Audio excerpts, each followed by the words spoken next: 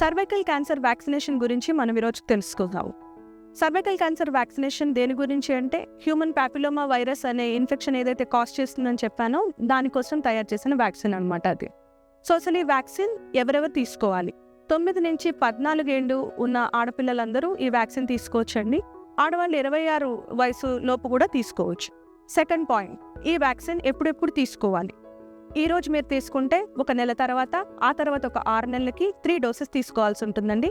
Depending upon different companies manufacturing ఇది కూడా కొంచెం వేరీ అవ్వచ్చు. థర్డ్ పాయింట్, అసలు ఈ వ్యాక్సిన్ ఎలా ఇస్తారు? ఈ వ్యాక్సిన్ ఆల్రెడీ ప్రీఫిల్డ్ సిరింజ్ లో ఉంటుందండి. ఈ సిరింజ్ చేతికి కానీ లేకపోతే మక్కికి కానీ ఇచ్చి ఒక 15 నిమిషాలు మీరు ఎక్కడైతే వ్యాక్సినేషన్ తీసుకుంటారో అక్కడ అబ్జర్వేషన్ లో ఉంచుకుని అలర్జిక్ రియాక్షన్స్ ఏమన్నా వచ్చాయా అని చూసుకుని ఏమీ లేకపోతే తర్వాత మీరు సేఫ్ గా ఇంటికి వెళ్ళొచ్చు. ఫోర్త్ పాయింట్ అండి, వ్యాక్సిన్ తీసుకున్నంత మాత్రాన సర్వైకల్ క్యాన్సర్ రాదని కాదండి. ఎందుకంటే 60 నుంచి 70% మాత్రమే హెచ్పివి అనే వైరస్ ఈ క్యాన్సర్కి కారకమవుతుంది. మిగతా 40% మిగతా మనం డిస్కస్ చేసుకున్న కారణాల వల్ల అవుతుంది. కాబట్టి అందుకని ప్యాప్స్మియర్ అనేది రెగ్యులర్ ప్యాప్స్మియర్ స్క్రీనింగ్ అనేది తప్పకుండా మీరందరూ చేయించుకోవాలి వ్యాక్సిన్ తీసుకున్నప్పటికీను.